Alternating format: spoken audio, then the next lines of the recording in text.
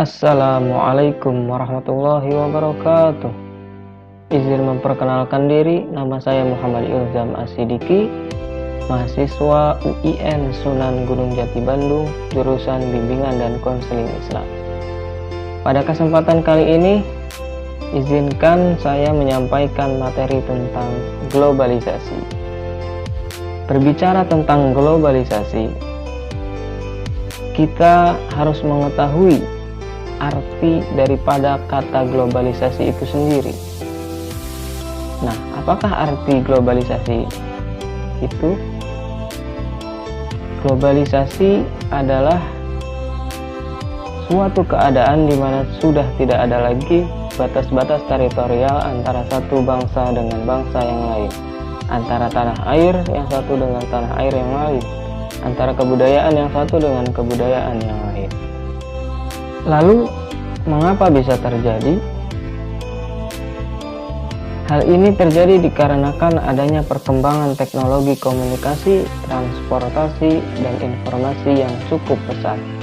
Nah, berbicara tentang agama, khususnya agama Islam, globalisasi telah banyak mempengaruhi generasi muda, terutama di negara-negara Timur Tengah atau negara-negara Islam dan negara-negara berkembang seperti Indonesia.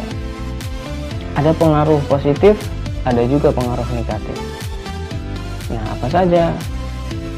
Yang pertama, dampak positifnya bagi Islam, yaitu informasi dan juga berita tentang agama akan semakin mudah diakses melalui internet.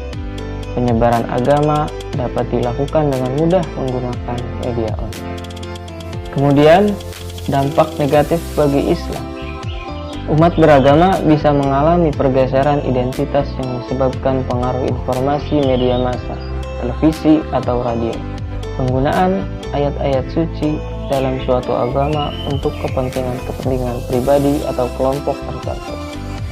Lalu, apakah globalisasi itu bertentangan dengan Islam?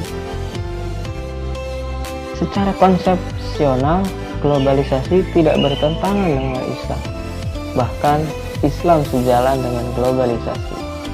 Konsep globalisasi telah lebih dulu ada dalam Islam, karena Islam adalah ajaran yang universal. Hanya saja dalam implementasinya, globalisasi cenderung menjadi pemaksaan hegemoni dunia barat terhadap dunia non-barat. Sehingga perlu kehati-hatian dalam mencermati dan menghadapinya. Lalu, bagaimana sikap umat Islam, khususnya para pemuda generasi penerus bangsa Indonesia?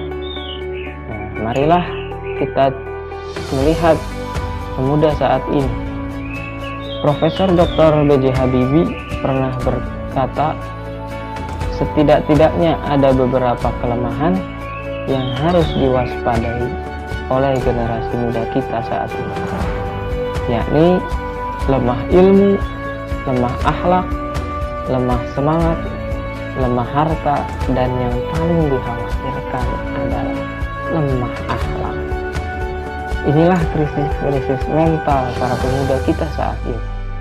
Jika beberapa kelemahan ini dimiliki oleh pemuda, akan dianggap sebagai perusak, bahkan penghancur pembangunan masa depan bangsa Indonesia. Generasi muda Indonesia, kita cermati bahwa kata itu dianggap sebagai pemuda yang bisa mengharumkan nama bangsa Indonesia. Pemuda yang dianggap bisa mewujudkan cita-cita bangsa. Namun kita lihat belakangan ini, para pemuda yang mudah terbawa oleh arus dampak negatif globalisasi. Mereka mudah terjerumus oleh perjudian, pergaulan bebas, dan sebagainya.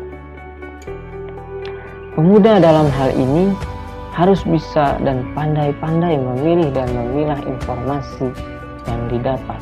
Tidak langsung dicerna secara mentah-mentah, akan tetapi bisa menelaah lebih lanjut mengenai informasi yang simpang siur belum jelas.